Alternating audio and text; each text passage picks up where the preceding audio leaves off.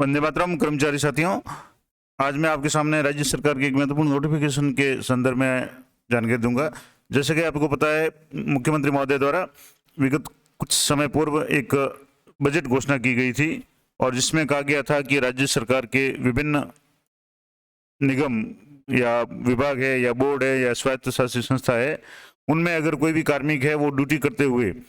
कार्मिक के पूर्णतः निःशक्त या अयोग्य डिसेबल्ड होने की स्थिति में और साथ ही कार्मिक के द्वारा स्वैच्छिक सेवानिवृत्ति वीआरएस वॉलंटरी रिटायरमेंट स्कीम के तहत लिए जाने पर उनके आश्रितों को अनुकंपा नियुक्ति दिए जाने की घोषणा करता हूँ। ये इस तरह की बजट घोषणा है, वो राज्य सरकार के बजट मुख्यमंत्री द्वारा की गई थी और इसी बजट घोषणा की अनुपालना में कल राज्य सरकार ने एक नोटिफिकेशन जारी किया, अधिसूचना जारी की है, जिसमें पूरी डिटेल से बताया गया है कि कौन कौन निःशक्त जन की या अयोग्य की श्रेणी में आएंगे, कार्मिक कौन कौन कहलाएंगे, आश्रित में कौन कौन शामिल होगा और अन्य क्या क्या प्रोसेस होगा, उसका फॉर्मेट क्या होगा, अनुकंपा नियुक्ति हेतु क्या जो भी प्रोसेस होगा, इसके संबंध में विस्तार से नोटिफिकेशन जारी किया गया है। तो मैं वो नोटिफिकेशन आपको बताता हूँ। सबसे पहले तो जैसे देखेंगे, राजस्थान सरकार कार्मिक विभाग की तरफ से ये 26/4/2023 यानी कल ये महत्वपूर्ण नोटिफिकेशन या अधिसूचना जारी की गई है और जिसमें लिखा गया है कि भारतीय संविधान के अनुच्छेद 309 के परंतु के द्वारा प्रदत्त शक्तियों का उपयोग करते हुए राजस्थान के राज्यपाल अनुकंपात्मक आधारों पर स्थायी पूर्ण दिव्यांग सरकारी कर्मचारियों की, और इसमें शब्द है कि स्थायी पूर्ण दिव्यांग सरकारी कर्मचारी, इनके आश्रितों को विनियमित करने के लिए इसके द्वारा निम्न नियम बनाते हैं। कौन कौन से नियम है? इस नियम का जो नाम है वो होगा, नियम का नाम राजस्थान स्थायी पूर्ण दिव्यांग सरकारी कर्मचारियों के आश्रितों की अनुकंपात्मक नियुक्ति नियम 2023, और ये प्रकाशन की तिथि से राजपत्र में जब भी नोटिफिकेशन जारी होगा उस दिन से ये प्रभावी होंगे। अब इसमें नियुक्ति अधिकारी कौन होगा? तो नियुक्ति अधिकारी से संबंध जो भी सेवा से संबंध नियमों में और परिभाषित नियुक्ति अधिकारी जो है, यानी जो भी सामान्य रूप से राज्य सरकार के विभिन्न विभागों के नियुक्ति अधिकारी है वो माने जाएंगे। दूसरा महत्वपूर्ण बात कि पूर्ण स्थायी पूर्ण दिव्यांग कर्मचारी की श्रेणी में कौन आएगा? तो इसके लिए लिखा हुआ है कि अखिल भारतीय सेवाओं के राजस्थान राज्य के संवर्ग के किसी सदस्य सहित ऐसा व्यक्ति जिसे राज्य के क्रियाकलापों के संबंध में नियोजित किया गया था, यानी जो राज्य सरकार की सेवा में है और ड्यूटी पर रहते हुए किसी दुर्घटना के कारण स्थायी पूर्ण दिव्यांगता से ग्रस्त हो गया हो, और जो नियमित आधार पर नियुक्ति के पश्चात, ये विशेष ध्यान रखें कि नियमित आधार पर नियुक्ति के पश्चात कोई स्थायी या अस्थायी पद धारित कर रहा था, यानी इसमें अस्थायी जो भी कर्मचारी है वो भी शामिल होंगे, से अभिप्रेरित है, और इसमें कोई परीक्षाधीन प्रशिक्षणार्थी सम्मिलित है, यानी कोई प्रोबेशनल ट्रेनी है या जो प्रोबेशन काल में है वो भी इसमें शामिल होंगे। आश्रित से क्या अभिप्राय होगा? तो इसमें यानी आश्रित की श्रेणी में कौन कौन आएंगे? तो एक तो पति या पत्नी, कार्मिक अगर पुरुष है तो उसकी पत्नी, और अगर महिला है तो उसका पति आश्रित की श्रेणी में आएगा, और पुत्र जिसमें स्थायी पूर्ण दिव्यांग सरकारी कर्मचारी द्वारा उसकी स्थायी पूर्ण दिव्यांगता से पूर्व वैध रूप से दत्तक ग्रहण किया गया पुत्र भी सम्मिलित है। और राज्य से मतलब है राजस्थान राज्य है, निर्वचन से मतलब है जब तक इस संदर्भ में अन्यथा अपेक्षित न हो, राजस्थान साधारण खंड अधिनियम 1955 इन नियमों के निर्वचन के लिए उसी प्रकार लागू होगा जिस प्रकार वह किसी राजस्थान अधिनियम के निर्वचन के लिए लागू होता है। अब इसमें कुछ विस्तार से दिया हुआ है कि ये नियम ऐसे स्थायी पूर्ण दिव्यांग सरकारी कर्मचारी के आश्रित की अनुकंपात्मक आधारों पर नियुक्ति को शासित करेंगे जो नियम 2 खंड 6 के अनुसार स्थायी पूर्ण दिव्यांगता से ग्रस्त हो गया है और राजस्थान सिविल सेवा नियम पेंशन नियम 1996 के नियम 35 के अधीन निर्योग्यता पेंशन पर सेवानिवृत्ति लेता है और उसके आश्रित का किसी विशिष्ट पद पर कोई अधिकार नहीं होगा।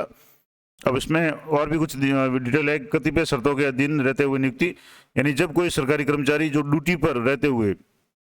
किसी दुर्घटना के कारण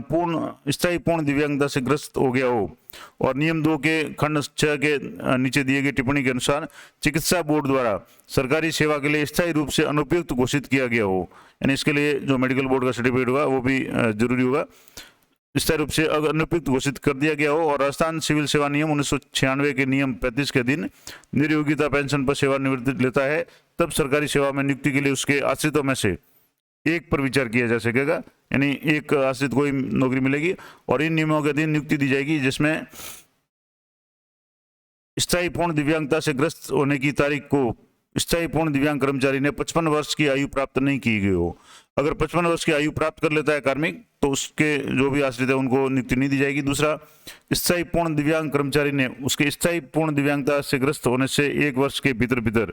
राजस्थान सेवा नियम पेंशन 1996 नियम 35 के अधीन निर्योग्यता पेंशन पर सेवानिवृत्ति के लिए आवेदन किया हो, यानी 1 साल के अंदर अंदर अगर दुर्घटनाग्रस्त होता है या दिव्यांगता की श्रेणी में आ जाता है और उस 1 साल के अंदर अंदर उसको जो भी VRS के लिए आवेदन करना पड़ेगा, उसी के बाद है अनुकंपा नियुक्ति की है वो पात्रता होगी। और इन नियमों के अधीन नियोजन उस मामले में अनुज्ञेय नहीं रहेगा होगा जहां ऐसे स्थायी पूर्ण दिव्यांग सरकारी कर्मचारी की या का पति पत्नी या पुत्रों या पुत्रियों, दत्तक पुत्र या दत्तक पुत्री में से कम एक सरकारी कर्मचारी की ऐसी दिव्यांगता होने के समय या आश्रित की नियुक्ति के समय केंद्र सरकार या राज्य सरकार या केंद्र सरकार या राज्य सरकार के पूर्णतः या अंशतः स्वामित्वाधीन या नियंत्रणाधीन कानूनी बोर्ड, संगठन, निगम या नियमित आधार पर पहले से ही नियोजित हो। यानी जो अनुकंपा नियुक्ति का मामला है वो यहाँ भी होगा कि अगर कोई कर्मचारी दिव्यांगता की श्रेणी में आ जाता है किसी दुर्घटना के कारण, लेकिन उसका अगर पत्नी, पुत्र, पति या दत्तक पुत्र जो भी इस पे आश्रित है और वो पहले से ही सरकारी कर्मचारी है, चाहे केंद्र सरकार में हो या राज्य सरकार में, तो उनको ये फायदा नहीं मिलेगा या उनको ये लाभ नहीं मिलेगा। परंतु कोई विवाहित पुत्री जो स्थायी रूप से दिव्यांग सरकारी कर्मचारी पर आश्रित नहीं है और केंद्र सरकार या राज्य सरकार या केंद्र सरकार के किसी पूर्णतः या अंशतः स्वामित्वाधीन या नियंत्रणाधीन कानूनी बोर्ड, संगठन, निगम में नियमित आधार पर पहले से नियोजित हो तो वह स्थायी पूर्ण दिव्यांग सरकारी कर्मचारी के किसी अन्य आश्रित की अनुकंपात्मक नियुक्ति के लिए अवरोध नहीं होगी। यानी अगर मान लो कोई कर्मचारी है, उसकी विवाहित पुत्री है और वो अगर सरकारी कर्मचारी है तो उसका कोई प्रभाव नहीं पड़ेगा क्योंकि वो एक अलग यूनिट हो गई, उसका पति और उसका परिवार अलग हो गया। लेकिन अगर व्यक्ति जो भी कार्मिक है उसके परिवार का कोई मेंबर है जो उसके ऊपर निर्भर है, विवाहित पुत्री है, वो निर्भरता की श्रेणी में नहीं आएगी। तो अगर वो ऐसा कुछ है तो पात्र होंगे। इसमें और भी लिखा हुआ है कि तथापि जब स्थायी पूर्ण कर्मचारी सरकारी कर्मचारी की केवल पुत्रियां ही हो और जो विवाहित हो और उनमें से एक नियमित आधार पर केंद्र या राज्य सरकार में हो, तो अब ये इसमें थोड़ा सा कुछ पेज मिसिंग मुझे लग रहे हैं, तो मैं इसके लिए जो भी इंग्लिश का वर्जन है उसको भी आपको बताऊंगा। किसी आश्रित की नियुक्ति से पूर्व नियुक्ति अधिकारी स्वयं का समाधान करेगा कि उसके चरित्र और शारीरिक उपयुक्तता और संबंधित सेवा नियमावली अन्य साधारण शर्तों को पूरी करते हुए वह सरकारी सेवा में नियुक्ति के लिए अन्यथा पात्र है। आयु है तो इसके लिए आयु है वो पूर्ण स्थायी दिव्यांग कर्मचारी की पत्नी के लिए ऊपरी आयु सीमा है वो 55 वर्ष होगी और आयु संगठित करने के लिए निर्णायक तारीख नियुक्ति के लिए आवेदन प्राप्ति की तारीख होगी, यानी जिस दिन जो भी आवेदन किया जाएगा और किसी उपयुक्त पद की व्यवस्था में व्यतीत किया गया समय या कालावधि के दौरान उसके अधिकारी होने के मामले में आश्रित को निर्धारित नहीं करेगा। यानी जिस दिन अप्लाई करेगा उस तारीख को माना जाएगा। अगर नियुक्ति प्रक्रिया में देरी होती है तो उसका कोई समस्या नहीं है। और प्रक्रियात्मक अपेक्षा जो भी है,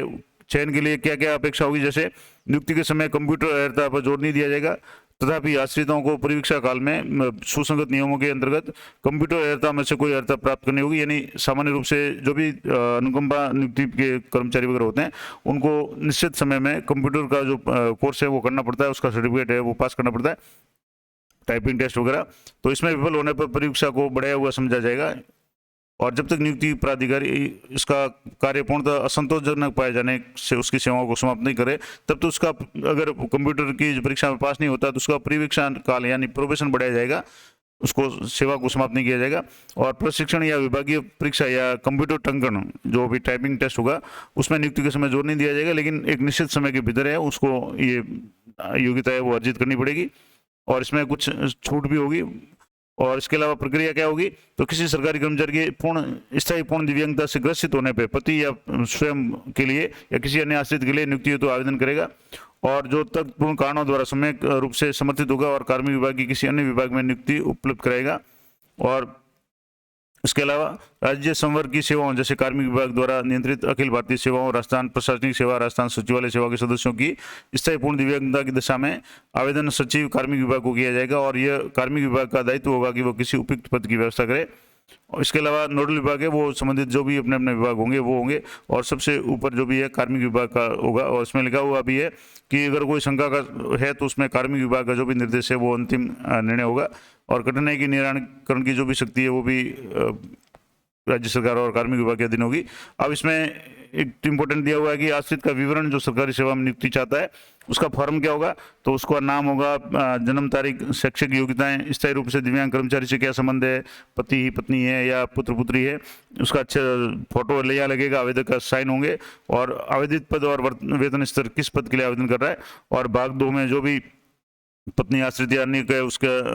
हस्ताक्षर होंगे, और विभाग अध्यक्ष का प्रमाण पत्र होगा, यानी कार्मिक जिस विभाग में काम कर रहा है उस विभाग के विभाग अध्यक्ष द्वारा मोहर सहित ये प्रमाणित किया जाएगा कि इस तारीख को ये आवेदन प्राप्त हुआ है और इस आवेदन के लिए ये पात्र है। और आवेदक का जो प्रमाण पत्र होगा कि जो शपथ पत्र के टाइप में होगा कि जो भी ये सूचना दे रहा है वो उसकी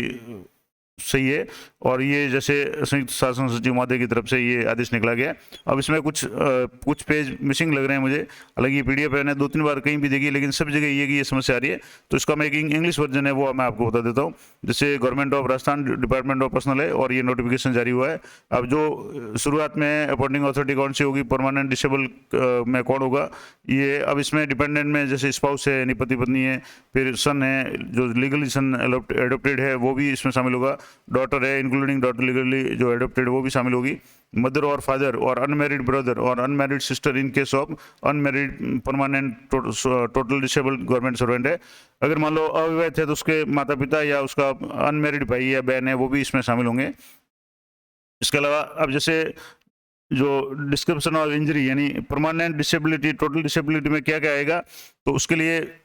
एक तो है कि लॉस ऑफ बोथ हैंड्स, दोनों हाथ नहीं हो, या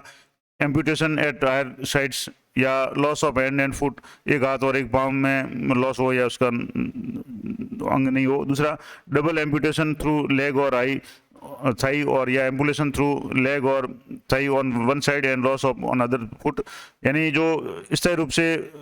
दिव्यांगता हो जिसमें एक पाँव में हो या एक हाथ में हो, या लॉस ऑफ साइट जैसे कि दृष्टि में बाध्यता हो और जैसे कि वो देख भी नहीं सके, अपना काम है वो आसानी से नहीं कर सके, या वेरी सीवियर फेशियल डिसफिगरमेंट यानी चेहरे पे बहुत ज़्यादा विकृति आ गई हो, या एब्सोल्यूट डीफनेस यानी बिल्कुल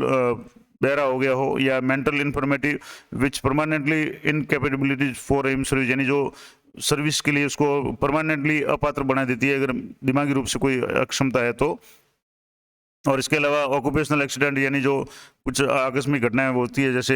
सीवरेज वगैरह में या सैनिटाइजेशन में या माइनिंग में या इलेक्ट्रिसिटी के संबंध में कुछ दुर्घटना से अगर कर्मचारी स्थायी रूप से दिव्यांग हो जाता है और जिसमें जैसे बहरा हो जाता है, आंखों से समस्या हो जाती है या हाथ और पाँव में समस्या हो जाती है, तो ये श्रेणी है, उस श्रेणी में जो भी अगर कोई आता है तो वो इसके लिए पात्र माना जाएगा।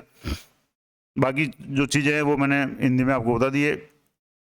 अगर विस्तार से आप इनको देखना चाहें तो मैं दोनों PDF है वो टेलीग्राम चैनल पर उपलब्ध करा दूंगा, और टेलीग्राम चैनल का जो लिंक है मेरे प्रत्येक वीडियो के डिस्क्रिप्शन में है, तो वहाँ से आप देख सकते हैं। एज के मामले में अपर लिमिट है वो गवर्नमेंट सर्वेंट की वाइफ की 55 साल होगी, और अन्य कोई इसमें दिया हुआ नहीं है। और इसके अलावा जो प्रोसीजर है वो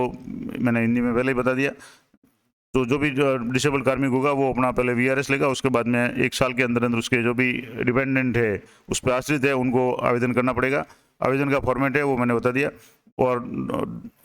नोडल डिपार्टमेंट संबंधित जो भी विभाग होंगे, और ये इस तरह का फॉर्म होगा, एप्लीकेशन फॉर्म होगा जिसमें फोटो वगैरह, और जिसमें ये रिलेशन विद परमानेंट डिसेबल्ड कार्मिक के साथ क्या संबंध है, डेट ऑफ बर्थ क्या होगी, एज क्या होगी, क्वालिफिकेशन क्या होगी, मैरिड अनमैरिड और मंथली इनकम वगैरह ये सारी इसमें दी हुई है। दूसरा है कि ये एप्लीकेंट फॉर्म है जिसमें फ़ोटो वगैरह साइन वगैरह होंगे, और जो भी स्पाउस या डिपेंडेंट यानी जो भी आश्रित है वो अपना साइन करेंगे। और इसके अलावा ये certificate head of department HOD का सर्टिफिकेट होगा कि कार्मिक इस विभाग में था, VRS ले लिया है, और जो भी कार्मिक अप्लाई कर रहे हैं वो इसके लिए पात्र है। तो ये महत्वपूर्ण नोटिफिकेशन था कि राज्य सरकार ने जो बजट घोषणा की थी जिसमें विभिन्न जो सरकारी कर्मचारी है वो ड्यूटी पे रहते हुए अगर पूर्णतः निःशक्त या अयोग्य हो जाते हैं और वो सेवानिवृत्ति ले लेते हैं, स्वैच्छिक सेवानिवृत्ति VRS ले लेते हैं, तो उनके आश्रितों को अनुकंपात्मक नियुक्ति दी जाएगी। तो इसी तरह की अपडेट के लिए चैनल पे बने रहें। मिलते हैं नेक्स्ट वीडियो में, तब तक जय हिंद, जय भारत।